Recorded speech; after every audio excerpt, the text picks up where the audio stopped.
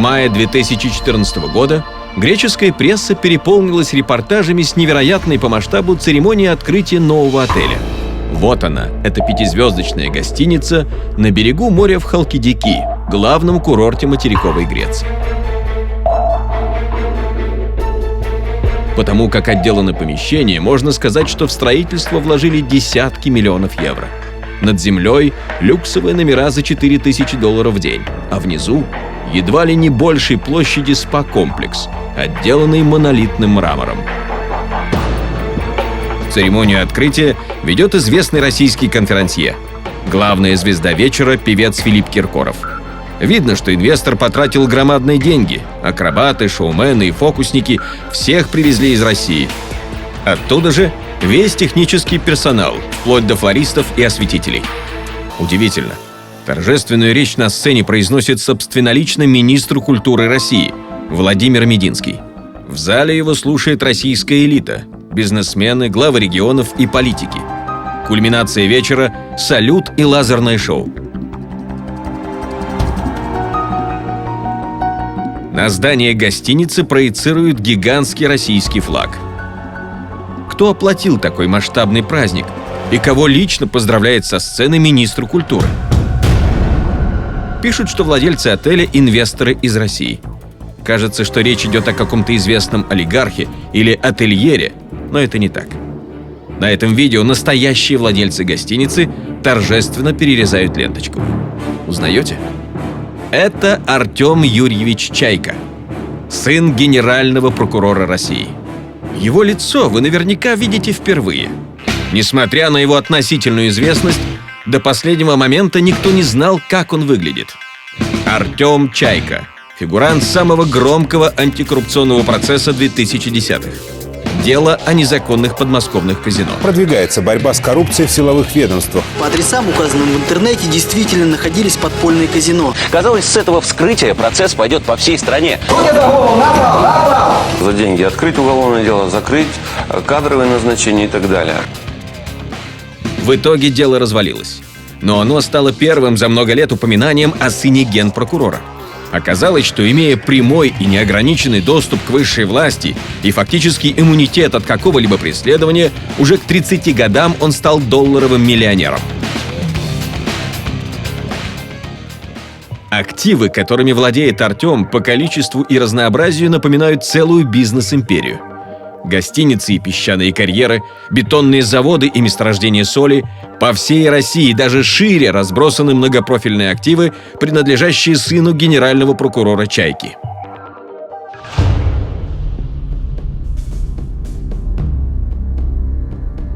На него работают 1000 людей. Оборот его компании исчисляется сотнями миллионов долларов. Но к бизнесу то, что делает Артем Чайка и его коллеги, это не имеет никакого отношения. Это бандитизм, рейдерство и запугивание под прикрытием генерального прокурора Российской Федерации Юрия Яковлевича Чайки. Заинтересовавшись историей гостиницы в Греции, мы обнаружили огромную по масштабу мафиозную структуру, завязанную на прокуратуру Российской Федерации. Оказалось, нелегальные подмосковные казино – это лишь один из немногих источников обогащения младшего Чайки. Уже более 15 лет вместе с подчиненными своего отца, сотрудниками прокуратуры, Артем Чайка один за другим устанавливает контроль над ключевыми активами крупнейших российских регионов. Сегодня он долларовый миллионер. В Европе его считают олигархом и международным инвестором. Но на самом деле он лишь звено огромной коррупционной схемы, созданной под покровительством его папы, Юрия Чайки.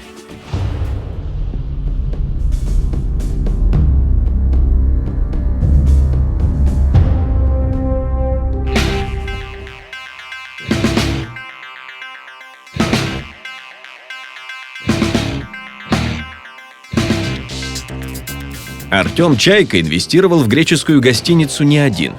Рядом с ним вторая владелица отеля. Ее зовут Ольга Лопатина. Зачем Артему брать в партнеры какую-то случайную даму? Ольга Лопатина – это бывшая жена заместителя генерального прокурора Геннадия Лопатина. Она указана в его декларациях за 9 и 10 год. В 2011 году она пропала. и все имущество, которое было записано на нее, тоже исчезло вместе с ней. То есть никакого дележа имущества не было. Это такая распространенная схема, когда чиновник, желая формально избавиться от бизнеса, просто разводится со своей женой и говорит, что ну вот я такой великодушный, все своей жене оставил, все имущество, весь бизнес, и теперь она живет своей жизнью, я живу своей, и не знаю, что там у нее происходит. Судя по всему, развод Лопатиных фиктивный. На свежей фотографии 2014 года на правой руке Ольги видно обручальное кольцо. Кроме того, Ольга и Геннадий активно общаются в Фейсбуке, играют в онлайн-игры и лайкают фотки друг друга. А развелись они, видимо, просто для того, чтобы скрыть имущество и доходы. Вот последняя декларация Ольги до развода. Доход – 0 рублей. Инвестиции в шикарную гостиницу в Греции с таким доходом никак не объяснить. Да и долю в иностранной фирме учредителя отеля пришлось бы раскрывать в следующей декларации. Самым интересным вопросом, конечно же, остается то, откуда у жены заместителя генпрокурора миллионы евро для покупки отеля в Греции. Ольга Лопатина не указала в декларации, что занимается торговлей сахаром. Она является учредительницей 2 фирм, специализирующихся на сахаре, в Москве и Краснодарском крае. На самом деле, у Ольги Лопатиной, жены замгенпрокурора, есть очень веские причины скрывать этот бизнес. Ее партнерами, соучредительницами сахарного предприятия, являются Анжела Мария Цапок и Наталья Цеповяз. Это жены лидера Кущевской ОПГ Сергея Цапка и его правой руки Вячеслава Цеповяза. Получается, жена замгенпрокурора ведет совместный бизнес с супругами самых жестоких бандитов новейшей истории России. Группировка фактически правила целым районом Краснодарского края в течение 20 лет. За это время на счету уголовников оказались сотни изнасилований и десятки убийств, рейдерские захваты предприятий и подкупы чиновников. И, конечно, последнее преступление – массовое убийство. 4 ноября 2010 года Цапки ворвались в дом местного предпринимателя, чем-то не угодившего им, и одного за другим убили 14 человек, в том числе 3 детей и младенца. Тела своих жертв Цапки сожгли. В этой короткой и скучной выписке из Еграюл на самом деле ответы на очень важные вопросы. Но как им удавалось контролировать огромную часть бизнеса Краснодарского края? Как им удавалось терроризировать все население? Каким образом они так долго оставались безнаказанными? Да все просто. Им покровительствовали высшие чиновники Генеральной прокуратуры. После массового убийства Цапков, наконец, арестовали и посадили. Большинство группировки сейчас в тюрьме, а ее глава Сергей Цапок в 2014 году умер от сердечного приступа в своей камере. Расследование преступлений Цапков велось под особым контролем главы Следственного комитета Александра Бастрыкина. На его раскрытие были брошены лучшие кадры Следственного комитета. Тем более удивительно, что в рамках этого расследования оперативники так и не узнали, что Цапки вели бизнес вместе с женами высокопоставленных сотрудников прокуратуры. А ведь связи были очевидны. Против Цапка уже возбуждали уголовное дело. И тут же отменяли постановлением прокурора края Леонида Коржиника. В сахарном бизнесе Лопатиной, помимо жен Цапков, есть и 4-й партнер – Надежда Староверова, жена управляющего делами Генпрокуратуры Алексея Староверова. В ноябре 2014-го его отстранили от должности, когда в его подмосковном особняке обнаружили схрон оружия и членов так называемой банды ГТА – бандитов, убивших и ограбивших 14 человек на подмосковных автотрассах. Прокурор укрывал их под видом своей охраны и прислуги. Деньги, заработанные вместе с женами бандитов, Ольга вложила не только в гостиницу. По греческим кадастрам совсем недалеко от отеля можно найти ее виллу. Мрамор, витражи, золото, огромные люстры и мебель в стиле Людовика XIV. Прокурорская барокко. Греческую виллу для Ольги строили те же люди, что и гостиницу «Помгранат». На своем сайте компания-застройщик хвастается еще одним проектом – очередная вилла на берегу моря. Строительство в самом разгаре. Экскаваторы отсыпают искусственный рельеф и даже возвели специальную беседку «Акрополь». Из окон виллы открывается прекрасный вид на святую гору Афон. Владелец этой виллы, согласно документам, Артем Чайка. В местной прессе пишут, что впервые в Греции Артем оказался в свадебном путешествии. Любовь к этой стране ему привил отец. Юрий Чайка не раз признавался, что каждый год посещает святые места. Мы с младшим сыном ездили, жили в келье. Там совершенно другое состояние души, другое восприятие мира, если хотите. Я также часто, насколько позволяет мне моя работа, бываю на Святой горе Афон. Если так можно выразиться, заряжаюсь там духовно. Там яснее понимаешь, что в этой жизни на самом деле ценно. Соседи Артема Чайки улыбаются и говорят, что рядом с ними живет друг Путина. Греческая пресса пестрит заметками о самом люксовом и дорогом отеле страны. Туристические фирмы продают вип-туры в спа-комплекс «Помгранат» на берегу Средиземного моря. За всем этим скрываются сын генерального прокурора и жена заместителя генпрокурора. Члены семей чиновников, работой которых является борьба с преступностью и коррупцией. Но это самое начало истории. Гостиницы и виллы – это то, на что Артем Чайка и Ольга Лопатина потратили деньги, заработанные задолго до этого.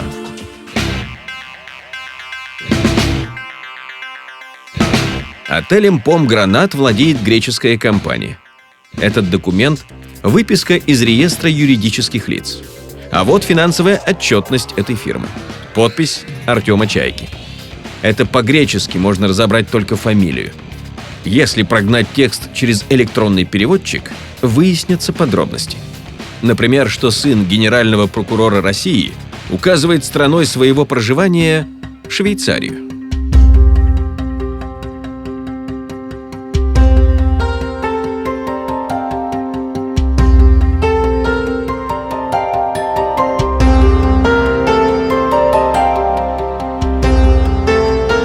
В документах о назначении президента отеля и компании, которой владеет, указано, что Артем Чайка является обладателем удостоверения личности Швейцарии. То есть этот человек платит там налоги, он там владеет недвижимостью, он там живет. Мы нашли эту недвижимость. В швейцарских реестрах за сыном генпрокурора России значится вот этот небольшой домик на берегу Женевского озера. Вот и на почтовом ящике надпись «Месье и мадам Чайка». Мы проверили кадастр, но оказалось, что этот дом семье Артема не принадлежит. Национальное назначение этого дома, в принципе, понятно. Он не для того, чтобы там жить, а для того, чтобы набирать стаж для официальных каких-то бумаг, для получения гражданства или еще чего-то. Б. Это для того, чтобы иметь почтовый адрес в Швейцарии, куда швейцарские власти могли прислать корреспонденцию. Очевидно, что поиск следовало продолжать, и что если Артем Чайка уже решил связать свою жизнь со Швейцарией, то нужно искать дом более прокурорского масштаба. Надежду в нас вселял тот факт, что небольшой дом, на почтовом ящике которого указана фамилия Чайка, находится в собственности некой семьи Лисуренко. Эта семья, как выяснилось, совсем не случайная. Лилия Лисуренко – подруга семьи замгенпрокурора Геннадия Лопатина. Настоящий дом Артема Чайки нашелся фактически за углом, в паре километров от дома с почтовым ящиком. Год назад Артем Чайка купил особняк почти за 3 миллиона франков. Это 3 миллиона долларов. Стильное современное жилье, отличная терраса, можно поставить стол и пить чай с видом на Женевское озеро и Альпы. Судя по всему, Артем с семьей планирует перебраться в Швейцарию основательно. Но недвижимостью дело не ограничивается. Дом требуется обслуживать. Для этого нужны счета в местных банках. Кроме этого, в реестре юридических лиц обнаруживается и собственная фирма. Юридическая. Артем Чайка по образованию юрист. Фирма по-настоящему семейная. До марта 2015 года долей владел Игорь Чайка, младший сын генпрокурора. Он затем передал свои акции старшему брату. Фирма «Чаек» специализируется на учреждении швейцарского бизнеса, управлении активами, на иммиграционных вопросах, полном спектре юридических услуг, вплоть до импорта и экспорта. Фирма называется FT Conseil, где FT – это инициалы его компаньона – Франсуа Тарена. Мы отправились по адресу, где зарегистрирована эта компания, чтобы проверить, правда ли сын генпрокурора ведет дела в Швейцарии. Месье Тарен оказался на месте, но отказался общаться с журналистами. I don't speak with the press. You don't speak with the press. Never. But you don't know what questions I shall ask. comment, mister. No comment. Okay. Русских месье Торрен знает хорошо. В 90-е он помогал в получении швейцарского гражданства Сергею Михайлову, известному в российской прессе как глава солнцевской ОПГ по прозвищу Михась. Кроме того, Торрен работал в фирме Juridical House. До 2007 года ею владел сын бывшего управделами Генпрокуратуры России Назира Хабсирокова, ныне сенатор Мурат Хабсироков. Эта фирма ведет семейные счета чаек в Швейцарии, управляет их средствами. На счета семьи генпрокурора с 2003 года поступают миллионы долларов. На них и покупаются дома у озера и гостиницы на море. Источником этих средств чайки указывают деятельность судоходной компании в Иркутске. Чтобы понять, на чем заработал миллионы долларов сын генерального прокурора, надо перенестись в Сибирь.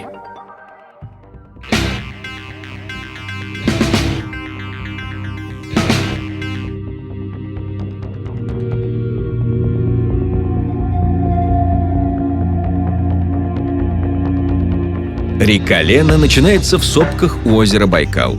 Именно в Иркутской области начинал свою карьеру генпрокурор России Юрий Чайка.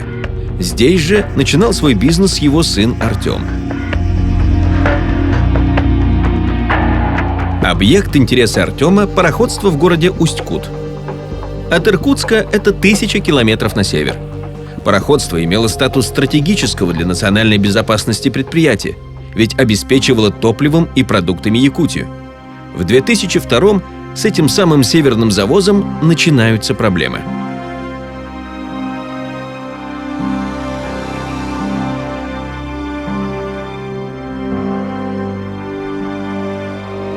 Так флот Верхнеленского пароходства выглядит сейчас. До конца 90-х он выглядел по-другому. На северном завозе работало 70 крупных танкеров и сухогрузов класса «Река-море». В 1999-м Артем вместе с депутатом Госдумы Баширом Кадзоевым создает компанию «Лаэна». Она выдает пароходству кредит – $2 миллиона на ремонт теплоходов. Когда деньги были потрачены, «Лаэна» требует погасить кредит досрочно. Пароходство с трудом возвращает его, но на текущую работу денег у него больше нет. Депутат Кадзоев просит Федеральную службу по финансовому оздоровлению обанкротить пароходство. А выпускник юрфака Иркутского университета Артем Чайка пишет программу финансового оздоровления. Для этого предлагает передать управление своим людям. Директор пароходства не соглашается. Тогда Чайка внедряет своего однокурсника в число акционеров и созывает собрание с целью изменить состав директоров. Тоже не выходит. Тогда против директоров ВЛРП заводят уголовные дела. Но не в областной транспортной прокуратуре, а в городской прокуратуре Иркутска. Ее возглавляла Альбина Ковалева, подруга семьи Чайки. Есть вся инфраструктура для этого, да, то есть сам Чайка выходец из Иркутской области, да, то есть все сотрудники прокуратуры фактически его ставленники, да, то есть есть Альбина Ковалева, да, то есть с уникальной должностью, женщине там, по-моему, уже больше 70 лет, может даже больше 80, она до сих пор работает в прокуратуре, хотя должна там по возрасту давно уйти на пенсию, у нее там должность что-то типа там представитель генпрокурора при прокуратуре, да, то есть такой очень интересный способ получать зарплату и влиять на какие-то процессы, а прокуратура это же легальный рынок насилия.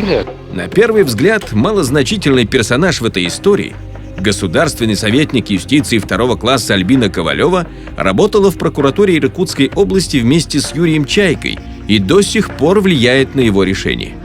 Ее сын Дмитрий Бердников был назначен мэром Иркутска сразу после того, как в городе отменили выборы градоначальника. Сам Дмитрий не скрывает своей дружбы с сыном генпрокурора. Вы очень близких отношениях состоите с сыном нашего генерального прокурора. Вы знаете, мы абсолютно разными вещами занимались всегда. А то, что мы дружим, да, ну, вы, наверное, сами понимаете, что хороший друг, он всегда хороший друг, неважно, чей он сын. Какую-то вот чрезмерную значимость нашим отношениям я бы не придавал. Учениками Альбины Ковалевой СМИ называют генпрокурора России Юрия Чайку, заместителя генерального прокурора Ивана Семчишина, прокурора Забайкальского края, экс-прокурора Томской области Василия Войкина, прокурора Саратовской области Владимира Степанова и Мурманской области Максима Ершова, также среди них Игорь Мельников, прокурор Иркутской области, а также прокурор Краснодарского края Леонид Коржиник, тот самый, который покрывал банду Цапков. Все эти чиновники – выходцы органов прокуратуры именно Иркутской области.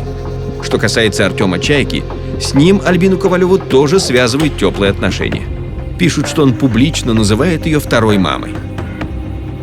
Директор пароходства, который противостоял Чайке и прокурорам, Николай Паленый. Вот как он описывал атаку на свое предприятие в декабре 2002 года. Конфликт а по предприятиям Верхнеленское пароходство, Киринское и Алексеевское рыбфлота длится уже, грубо говоря, 2 года. Вот этот конфликт, который нам создается группой, я бы сказал, не совсем порядочных лиц, и в том числе за этим стоит и сын министра юстиции Артем Юрьевич Чайка. Она создает нам очень негативный фон для работы наших предприятий. Тогда еще у Николая Паленова была надежда, что он сможет достучаться до руководства страны и не допустить разворовывания госпредприятий. Мы хотим предостеречь от поспешных шагов наше Мингосимущество, чтобы не делали вот этих поспешных шагов по смене руководства и чтобы не приводили нам в наши северные края каких-то варягов, не пойми откуда, и не решали так судьбу наших руководителей. Это не по-государственному. В 11 утра 30 декабря 2002 года Николай Паленый вышел из собственной квартиры в этом доме, чтобы пойти за машиной в гараж. Через час в 12:00 его найдут в гараже повешенным. Уголовное дело возбуждать не стали. Причиной смерти назвали самоубийство. Только позже журналистам анонимно передали вот эти документы судмедэкспертизы. Здесь речь о странгуляционной борозде. Это след от веревки на шее. Его длина 41 сантиметр. Это обхват шеи погибшего, то есть след замкнутый. В то время как при самоубийстве петля не полностью обхватывает шею. Несмотря на то, что по всем признакам было очевидно убийство, правоохранительные органы и прокуратура так и не расследовали смерть Паленова. Куда уплыли суда? Мы впервые раскрываем схему вывода этих государственных активов. Сухогрузы класса «Река-море» были приписаны к 2 базам флота – Киренской и Алексеевской. Эти базы заключали контракты на перевозку грузов через головную компанию – Верхнеленское речное пароходство. После смерти директора пароходства Паленова судами без всяких юридических оснований начинает распоряжаться самозванная управляющая компания с похожим названием – Объединенное Верхнеленское речное пароходство. Она создана совсем недавно и зарегистрирована по тому же адресу, что и другие компании Артема Чайки.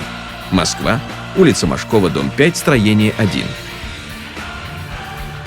Что же стало с судами?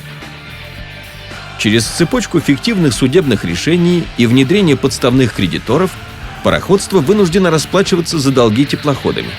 Таким образом, 16 судов оказались у московского конно-спортивного клуба «Серафимово». Клуб контролируется теми же людьми, что и Объединенное Верхнеленское речное пароходство.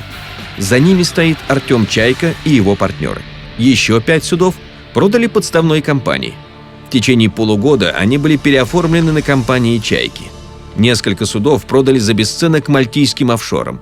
Ну а еще более 10 теплоходов Артем Чайка арендовал лично. Специальная ставка для сына генпрокурора была в 3 раза ниже рыночной.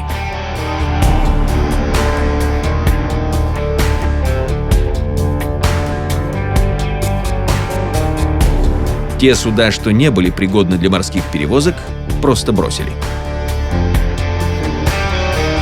А деньги от продаж прошли классическую отмывочную схему. Их переводили в один из латвийских банков. Там они перемещались со счета на счет, пока их не переводили в Швейцарию на семейные счета чаек. Со временем они и конвертировались в дома на берегу Женевского озера. На захвате пароходства Артем Чайка не остановился. После этого несколько человек из его команды перешли в соляной бизнес, тоже в Иркутской области.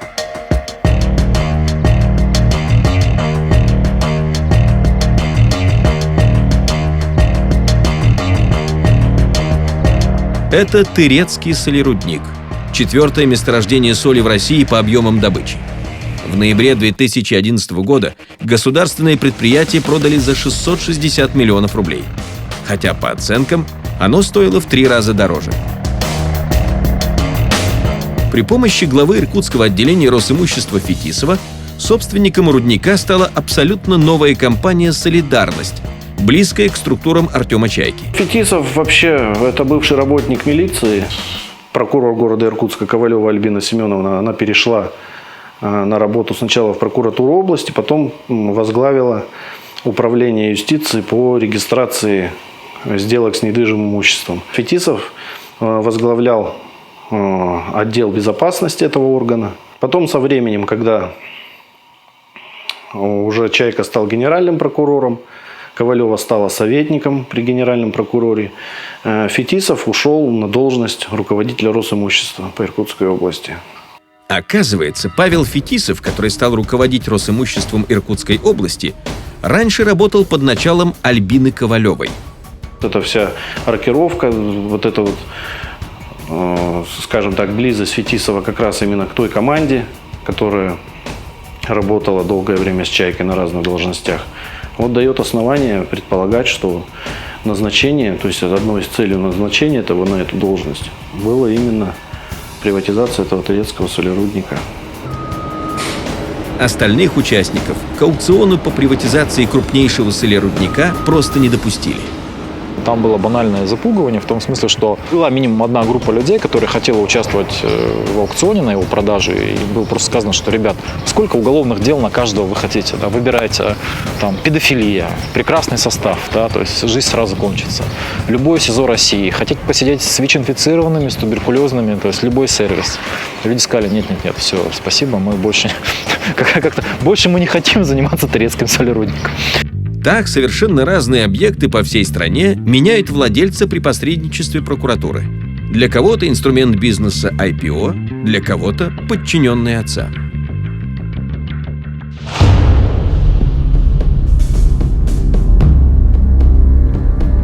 Следующая цель Артема Чайки – Воробьевское месторождение соли под Калугой. В 2013-м заявки на конкурс на разработку подают 4 участника. 2 из них, в том числе и главный претендент, основной игрок на российском рынке соли компания «Руссоль», лишаются заявки с обоснованием: не обладает техническими средствами для проведения работ на участке. До участия допускают Малоярославецкий солепромысел и Тырецкий солерудник. Первый принадлежит структурам Чайки через фирму «Галит», второй — через аффилированных лиц. Как возможен такой конкурс? Возможен. Под прикрытием прокурора области Дмитрия Демешина. Он близко знаком с Артемом Чайкой, настолько, что называет его братом. Через месяц после конкурса Демешин получает звание генерал-майора и переезжает в Москву, где возглавляет управление по борьбе с коррупцией Генеральной прокуратуры. А вот Артем собственной персоной закапывает капсулу в основание фундамента завода по производству соли из Воробьевского месторождения. На съемке рядом со своим братом Артемом позирует младший сын генпрокурора Игорь. Но о нем чуть позже. С тем, как работает эта рейдерская система младшего Чайки, лицом к лицу столкнулся директор песчаного карьера Олег Карапетов. Этот песчаный карьер совсем недалеко от Воробьевского месторождения соли, тоже под Калугой. Олег Карапетов здесь проработал всю жизнь. А прошлой весной все подъезды к крупнейшему в Калужской области разведанному песчаному карьеру перегородили поваленными деревьями. Под окнами конторы круглосуточно дежурил автомобиль с работниками прокуратуры. Везде присутствовала прокуратура по 3 человека на проверках. Я уже стал в этот момент понимать, начал понимать, что здесь происходит что-то не то. С такой функцией они приехали, чтобы остановить предприятие. У карьера отозвали лицензию. Одной из причин прокуратура назвала отсутствие у бульдозера руля. Я неоднократно ездил, встречался с людьми, везде вот так вот в одну точку указывают люди, и люди, они непростые. Ну, сюда наверх все. Я считаю, что прокуратура сейчас деятельница, это правосудие. Несколько лет назад у мостовского карьера появились соседи. Месторождение на другом берегу Угры отдали компании «Сибирский элемент Рента-К». Когда компании стали конкурентами за поставки песка для реконструкции Киевского шоссе, у мостовского карьера начались проверки. Везде инициатор выступает природоохранная прокуратура. Кому я убытки нанес, никто ничего не предъявляет. Везде прокуратура. Я 40 лет проработал здесь. И я ничего не боюсь. Сомнетесь, сомнете. Вот пусть люди слушают. Стыдно? Государство строим правовое. А вы первый исполнитель. Это я вам просто вот при всех. Я сейчас составлю акт об отказе выдачи документов. Приостановление на 90 суток. Значит, тогда пойдем таким путем. Ну, а там вообще сибирский элемент, один учредитель, физическое лицо, Артем Чайка. Поэтому что-то пытался выйти через верха в Москве, но на контакт никто пытались и люди эту тему урегулировать. Как-то я вот пытаюсь в кругу. Приходил к министру раза два. Нормальные ребята, и нас же ежегодно проверяют, ежегодно это и сейчас. Когда показывают туда, наверх, показывают. Мы ведь ничего сделать не можем. Судись. Мне было везде сказано, держись в судах. Это, видимо, рэкет идет. Во время этих проверок прокурором Калужской области является Александр Юрьевич Гулягин, сын действующего заместителя генерального прокурора России Юрия Гулягина. Работники карьера подозревают, что именно он отдавал указания своим работникам и действовал при этом в интересах сына своего начальника, Артема Чайки. Во время, свободное от захвата госактивов, Артем катается на мотоциклах. Он байкер. В этом году с собственным мотоклубом Iron Birds он ездил в Минск открывать и закрывать мотосезон. Местные журналисты сняли его в колонию мотоциклистов в компании брата Игоря. Младший сын генпрокурора России, как и Артем, занялся бизнесом еще будучи студентом и к 27 годам добился впечатляющих успехов. Его подход отличается от того, что делает брат. Он в основном зарабатывает свои деньги на господрядах. Его бизнес неразрывно завязан на выигрывание многомиллионных тендеров, на озеленение, благоустройство и вывоз мусора. Свою победу он обеспечивает административным ресурсом и сетью аффилированных контор, каждый раз вступающих в картельный сговор ради победы на конкурсе.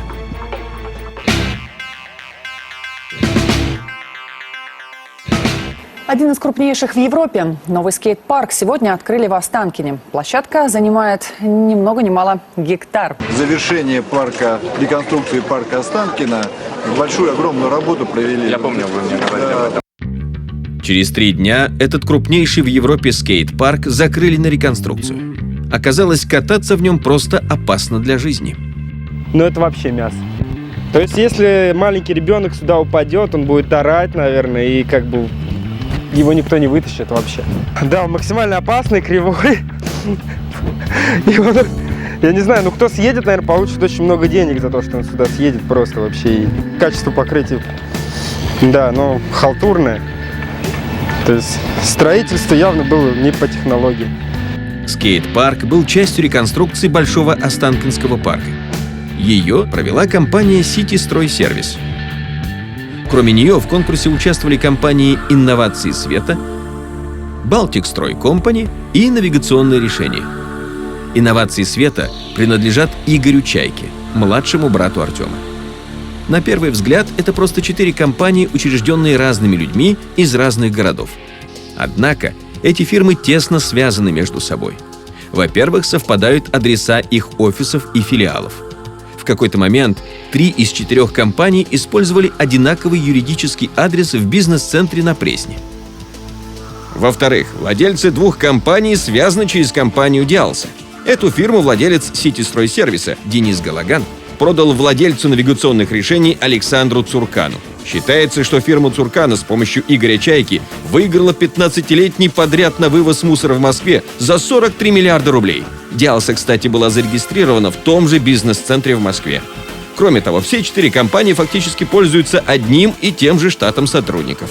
И вовсе не скрывают этого. На сайтах по найму рекламируют вакансии друг друга. Архитектор «Сити-строй-сервиса» делает проекты для «Балтик Строй Компани» и «Инноваций света» Игоря Чайки. Один и тот же разработчик сделал сайты для всех 4 компаний картеля. Этот же разработчик делал брошюры турецкого солерудника и даже сайт для греческой гостиницы, активов брата Игоря Артема Чайки. Таким образом, в разных комбинациях 4, на первый взгляд, несвязанных компании вместе поучаствовали и выиграли 14 конкурсов на сумму более 2,5 миллиардов рублей. Такая схема, очевидно, обладает всеми признаками преступного картельного сговора. Эти 4 компании в связке с друг другом приходили на торги. Одна из них выигрывала, а остальные устраивали липовую конкуренцию. При этом мы знаем как минимум 14 таких эпизодов. Эти же самые компании имеют одни и те же адреса, сотрудников, директоров и даже дизайнер сайта у них один и тот же. При этом на конкурс по озеленению Останкино они подавали заявки с одного IP-адреса и в одно и то же самое время. ФАС уже несколько раз продлевала срок проверки по жалобе на картельный сговор. Результатов нет.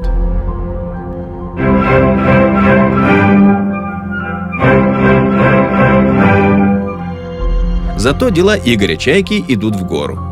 В мае 2015-го Венский филармонический под управлением Рикардо Мутти давал концерт в неожиданном месте – в городе Клин Московской области. Этот фестиваль – триумф Игоря Чайки. Игорь был советником губернатора области Андрея Воробьева по культуре на общественных началах. В сферу его компетенции входили такие проекты, как создание логотипов и брендбуков подмосковных городов, звуковое зонирование города Клин, восстановление усадеб, проведение ярмарок выходного дня и празднование в честь православных святых. Вот как описывал свою работу Игорь Чайка в интервью телеканалу «Дождь» во время фестиваля. В 2014 году нам удалось привлечь более 800 миллионов рублей внебюджетных инвестиций. И многие фестивали, многие парки, которые открывались на территории Подмосковья, они были сделаны в том числе за внебюджетные средства. А какая в этом доля ваших собственных средств? Ну какая разница, слушайте, я же... Не скромничайте. А? Не скромничайте. Нет, я буду скромничать, потому что я человек православный, и нужно быть смиренным. На этом видео смиренный Игорь Чайка садится в вертолет. Словно подчеркивая особый статус своего молодого шефа, охранники беспокоятся о его безопасности. Представьтесь, пожалуйста! Я представитель клиента вашего... Я уже там.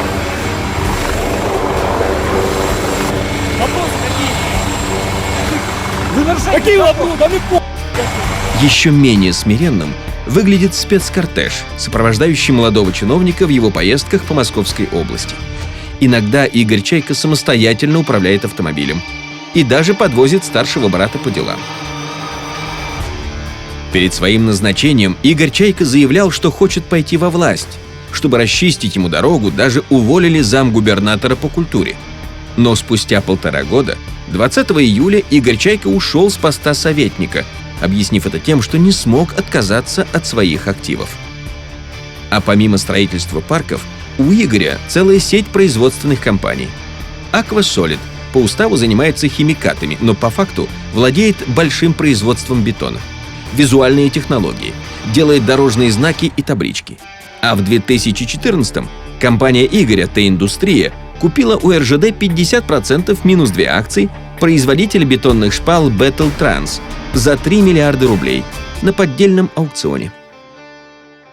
На мой взгляд, этот конкурс был чисто формальным, потому что 2 участника А-терминал и Т-индустрия являются аффилированными и, очевидно, составляют картель, потому что они управляют с одного и того же лица голландского траста. Сколько бы Игорь не хотел казаться современным западным чиновником-урбанистом, свои дела он ведет так же, как и его старший брат Артем. На сомнительных конкурсах он выигрывает государственные контракты. Пока Игорь разыгрывал тендер по бетону, Артем купил у того же ОАО «РЖД» производство щебня. Можно предположить, что братья ведут совместный бизнес. Но для Игоря, кажется, это слишком щекотливый вопрос, и он уходит от ответа. Артема Юрьевича вы как-то привлекаете для того, чтобы готовить те проекты, которые вы развиваете здесь, связанные, может быть, с Новым Иерусалимом, там, строить Сергией Лаврой, здесь с Клином? Ну, вы знаете, я думаю, что о деятельности моего брата лучше спросить моего брата. Поэтому вы же вроде подошли ко мне с интервью по поводу Чайковского, а уже перешли на абсолютно другие тематики. Мы просто изголодались по информации и, в общем, пользуемся возможностью задавать вопросы, которые любопытны нашим телезрителям, аудитории. Я понял. Но что касается моего брата, конечно, лучше спросить моего брата. На самом деле Игорь очень хорошо знает, как устроен бизнес старшего брата. Потому что он сам часть этого бизнеса. Игорь 1,5 года работал над имиджем Клина. Благодаря связям брата с этой дамой, Аленой Сокольской, главой района.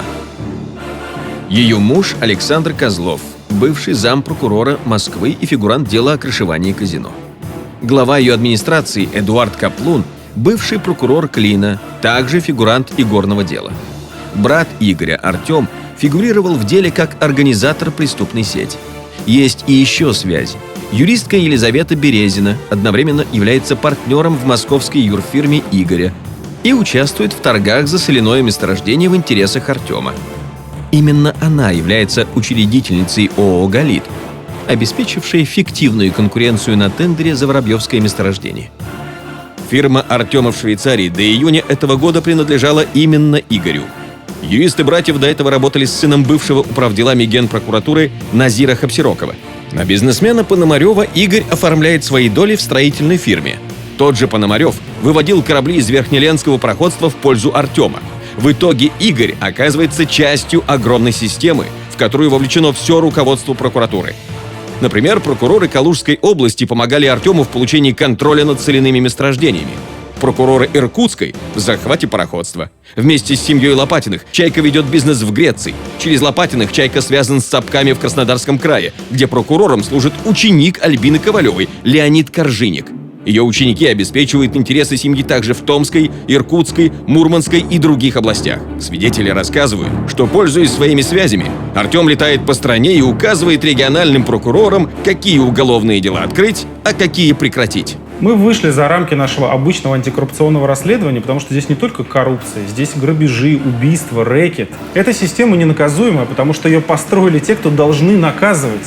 А в нее задействовано такое большое количество людей, что высшее руководство страны, конечно, знает о том, что происходит.